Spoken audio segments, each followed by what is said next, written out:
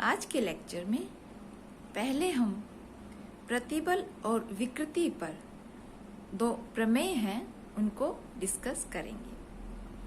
Theorems of stress and strain. पहली जो theorem है वो ये कहती है कि अपरूपण परस्पर लंबवत दिशा में विस्तार विकृति एवं संकुचन विकृति के बराबर होता है।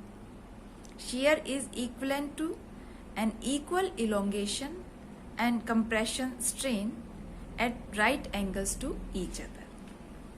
और दूसरी जो थ्योरम है उसके अनुसार अपरूपण प्रतिबल बराबर एवं लंबवत विस्तार प्रतिबल और संकुचन प्रतिबल के तुल्य होता है।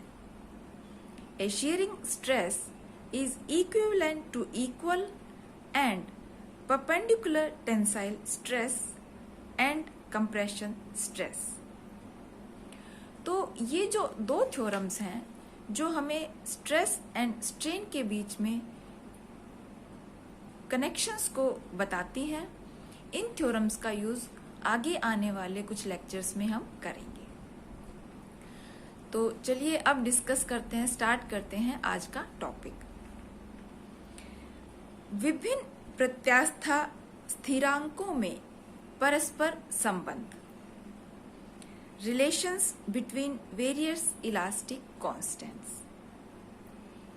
तो जो कांस्टेंट्स हमने तीन या पिछले लेक्चर्स में हमने जितने भी कांस्टेंट्स बताए थे, अब हम ये चाहते हैं कि उनके बीच में आपस में कुछ डेरिवेशंस हम डिराइव करें जो उनके बीच के रिलेशंस को हमें बताएंगे। कुछ रिलेशंस हैं जो हमें आगे जब चैप्टर में पढ़ेंगे तो उसमें हमें मदद करेंगे। वन बाय वन करके हम इन रिलेशंस को डिराइव करेंगे। तो जो सबसे पहला रिलेशन है वो है, आप नोट कर लीजिए, y बराबर है 3k with in the brackets 1 minus 2 sigma. ये जो नोटेशंस हैं ये सारे वही नोटेशंस हैं जो हम पिछले लेक्चर्स में डिस्कस कर चुके हैं। अब इस डेरिवेशन को डिराइव करने के लिए हम एक क्यूब या एक घन से स्टार्ट करते हैं।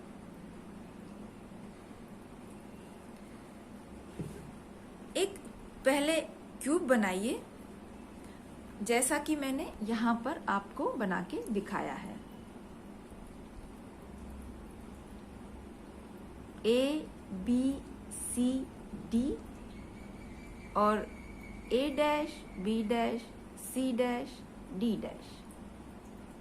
पहले एक घन आकृति को रेखांकित कीजिए और इस तरह से उस घन को आप बना लीजिए। तो हम ये ले रहे हैं, माना कि A, B, C, D, A dash, B dash, C dash, D dash एकांक लंबाई का घन है। यहां पर लंबाई हमने एकांक ली है। और माना कि इसके प्रत्येक फलक पर लंबवत एवं समान रूप से बाहर की ओर तनन बल F कार्य करता है। तो जो F को हम ड्रॉ करेंगे अब यहाँ पर, वो आप देखिए मैंने यहाँ पर किस तरह से F को ड्रॉ किया हुआ है। ये नीचे की तरफ, ये ऊपर की तरफ। इसकी डायरेक्शन इधर होगी और एक इस डायरेक्शन में। इसी तरह से इसकी डायरेक्शन इधर होगी और एक जो होगा वो इस डायरेक्शन में हमने यहाँ पर इस डायरेक्शन में हमने बनाया हुआ है। और ये चीज तो आपको पता ही है, तीन कोऑर्डिनेट्स हमने लिए हैं x, y और z, और O इसका ओरिजिन मान के चल रहे हैं।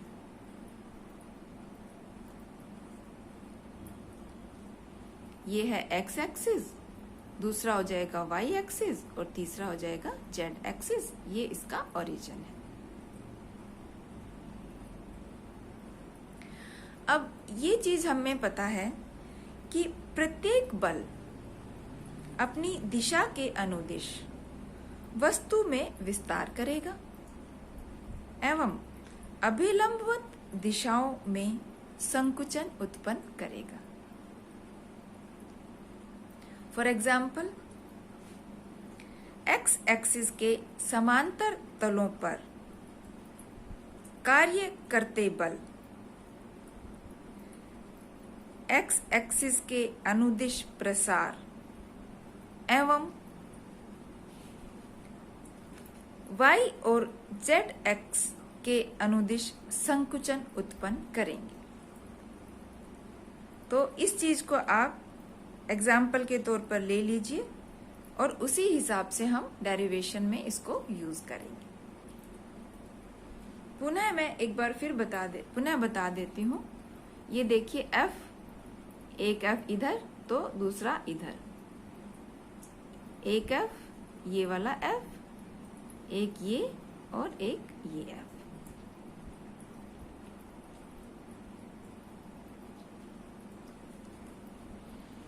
जो स्टेटमेंट्स मैंने आपको अभी दी हैं और जो डायग्राम आपको ड्रॉ करके आपको दिखाया है, जो आपको भी ड्रॉ करना है, उन सारी चीजों को और कुछ परिभाषाओं को यूज करके स्टार्टिंग में जो मैंने आपको कहा कि डेरिवेशन हमें जो डिराइव करना है वो हम डिराइव करेंगे। वो डेरिवेशन था इसके बराबर। मतलब हमारा जो फोकस है वो हमें ये इक्वेशन डिराइव करनी है। इस इक्वेशन को डिराइव करेंगे अब हम। तो उसके लिए चलिए स्टार्ट करते हैं एक परिभाषा से। अब हम इस चीज को पहले भी परिभाषित कर चुके हैं कि y बराबर है अनुदैर्ध्य प्रतिबल डिवाइडेड बाय अनुदैर्ध्य विकृति। ये पिछले लेक्चर्स की परिभाषा है जिसको हमने यहाँ पर लिया है। तो यहाँ से हम क्या निकाल सकते हैं? तो हम ये कहेंगे कि अनुदैर्ध्य विकृति का जो मान आएगा, मतलब उसको हम डिनोमिनेटर से लेफ्ट हैंड साइड में ऊपर ले आएंगे और राइट हैंड साइड में अब हमारे पास जो है वो बच जाएगा अनुदैर्ध्य प्रतिबल डिवाइडेड बाय y। सिंपल सा ट्रांसफॉर्मेशन हमने यहाँ पर किया है। तो अब ये जो अनुदैर्ध्य विकृति है इसका मान हम नोटेशंस के फॉर्म में रखते हैं। तो जो फॉर्मूला हम अब हो गया वो क्या हो गया, मैं दोबारा बता देती हूँ कि अनुदैर्ध्य विकृति बराबर है अनुदैर्ध्य प्रतिबल डिवाइडेड बाय y। तो अब मान अगर हम रख दें सारे तो देखिए मान हो जाएंगे। अनुदैर्ध्य विकृति का मान हो गया f divided by 1 multiplied by 1, फिर सारे को हम y से डिवाइड कर देंगे। अब ऊपर बच गया न्यूमरेटर में f, नीचे बच गया डिनोमिनेटर में y। और ये 1 क्यों लिखा? क्योंकि फलक का क्षेत्रफल एकांक है। हमने शुरुआत में ही लिया था कि एकांक लंबाई हम ले रहे हैं। तो जो डेरिवेशन हमारे पास आया है वो क्या आया है? अनुदैर्ध्य विकृति का मान आ गया f अपॉन y के बराबर। f क्या है, y क्या है, ये हम पहले आपको बता चुके हैं। तो यहाँ से अब हम ये भी लिख सकते हैं कि x अक्ष के अनुदिश प्रसार का जो मान है वो बराबर लिख लीजिए f अपॉन y के मान के बराबर। तो यहाँ पर हम x एक्सिस के अनुदिश प्रसार निकाल चुके हैं। अब हम एक और परिभाषा लेंगे, पाइसा निष्पत्ति की परिभाषा। तो अकॉर्डिंग टू पॉइजन्स रेशियो या पाइसा निष्पत्ति का जो मान है, लेफ्ट हैंड साइड में लिख लीजिए सिग्मा, राइट हैंड साइड में हो जाएगा अनुप्रस्थ विकृति डिवाइडेड बाय अनुदैर्ध्य विकृति। तो यहां से वापस आप उसी तरह से अनुप्रस्थ विकृति का मान आप निकाल सकते हैं। अब तो अनुप्रस्थ विकृति हो गया सिग्मा मल्टीप्लाइड बाय अनुदैर्ध्य विकृति। सिंपल सा चेंज है, एक साइड से दूसरी साइड में जब हम चीजों को ले जाते हैं तो उसका हमने किया है यहाँ पर यूज। तो अब आप देखिए कि मैथमेटिकल नोटेशंस में अनुप्रस्थ विकृति का जो मान है वो आप इस इक्वेशन के बराबर लिख लीजिए। अनुप्रस्थ विकृति बराबर है sigma multiplied by f divided by y. तो यहां से हम ये कह सकते हैं कि y और z अक्षों के अनुदिश संकुचन, अब हम बात कर रहे हैं किसकी? संकुचन की। संकुचन बराबर हो गया सिग्मा f अपॉन y के बराबर। तो ये दो टर्म्स हैं, एक आ गई x एक्सिस के अनुदिश प्रसार जो आया f अपॉन y के बराबर, दूसरा आया y और z अक्षों के अनुदिश संकुचन जिसका मान है सिग्मा f अपॉन y के बराबर। स्पष्टतः x एक्सिस के अनुदिश लगे बलों F के कारण घन की भुजा में निम्न परिवर्तन होते हैं। पहला, x एक्सिस के अनुदिश प्रसार f अपॉन y, दूसरा y एक्सिस के अनुदिश संकुचन सिग्मा f अपॉन y, तीसरा z एक्स के अनुदिश संकुचन सिग्मा f अपॉन y। यदि प्रसार को धनात्मक एवं संकुचन को ऋणात्मक माने तो बलों का प्रत्येक युग्म अपनी ही दिशा में f अपॉन y विस्तार एवं लंबवत दिशा में सिग्मा f अपॉन y का संकुचन उत्पन्न करेगा।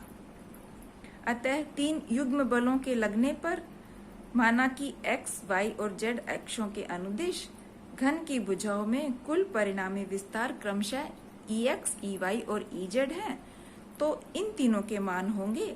हम जो डेरिवेशंस लिख रहे हैं वो लिख लीजिए आप।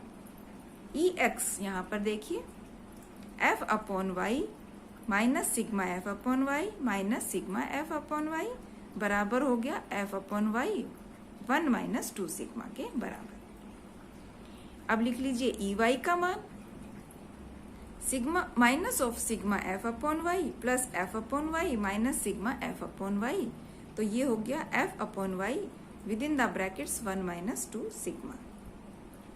इसी प्रकार से तीसरी राशि Ez का मान भी हम डिराइव कर सकते हैं और वो जो मान आएगा वो हो गया f upon y with in the brackets f 1 minus 2 sigma के बराबर। स्पष्टतः घन की प्रत्येक भुजा में विस्तार बराबर होता है, अतः Ex बराबर है Ey बराबर है Ez और इसको आप मान लीजिए E के बराबर। एवं प्रत्येक भुजा की जो लंबाई है वो आप लिख दीजिए यहाँ पर 1 प्लस E के बराबर, तो ये हो गया 1 plus f upon y with in the brackets 1 minus 2 sigma के बराबर। स्पष्टतः घन की प्रत्येक भुजा का प्रसार होता है, अतः घन का आयतन बढ़ता है। अब हम निकालेंगे घन के पदार्थ का आयतन प्रत्यास्था गुणांक K बल्क मॉडुलस। K बराबर होता है दाब प्रतिबल डिवाइडेड बाय आयतन विकृति। तो इसका जो मान आएगा हम निकाल सकते हैं यहाँ पर। घन आयतन विकृति का मान आप निकालेंगे। इसके लिए क्या करेंगे, K बराबर हो जाएगा f अपॉन 1 डिवाइडेड बाय आयतन विकृति। f अपॉन 1 किस लिए? क्योंकि क्षेत्रफल एकांक है। तो टोटली जो आयतन विकृति का मान आएगा वो लिख लीजिए आप f अपॉन k के बराबर। जब ये f अपॉन k आ गया तो घन, इसके बाद अब हम निकालेंगे घन का नया आयतन जो हो जाएगा, आप लिख लीजिए 1 प्लस एफ वाई इसके बराबर 1 plus f y 1 minus 2 sigma, और इस पूरे को 3 पावर लगा दीजिए ब्रैकेट के ऊपर। और बाइनोमियल थ्योरम का उपयोग करते हुए हम इस इक्वेशन को यहाँ पर इसके बराबर लिख सकते हैं, जो आ गया 1 plus 3 of f divided by y 1 minus 2 sigma brackets के अंदर। अब घन का जो प्रारंभिक आयतन है वो है 1 क्यूब माने के 1 के बराबर। तो आयतन विकृति का मान अब हम निकालना चाहते हैं। तो आयतन विकृति आप लिख दीजिए 1 + 3 of f divided by y 1 - 2 sigma, और ये हो जाएगा 1 के बराबर। इसमें से -1 करेंगे, 1 के बराबर नहीं होगा ये, इसमें से -1 करेंगे और ये हो जाएगा 3f/y 1 - 2 सिग्मा के बराबर। तो दो समीकरण हैं अब हमारे पास। एक है कि आयतन विकृति का मान आया f/k के बराबर, और दूसरा है आयतन विकृति का मान आया 3f/y × 1 - 2 सिग्मा के बराबर। तो क्योंकि आयतन विकृति है दोनों, तो दोनों के मान हम बराबर यहाँ पर रख देंगे, और जो डेरिवेशन हमें मिलेगा वो आ गया y बराबर है 3k 1 - 2 सिग्मा। ये वही डेरिवेशन है जिसे हम डिराइव करना चाहते हैं।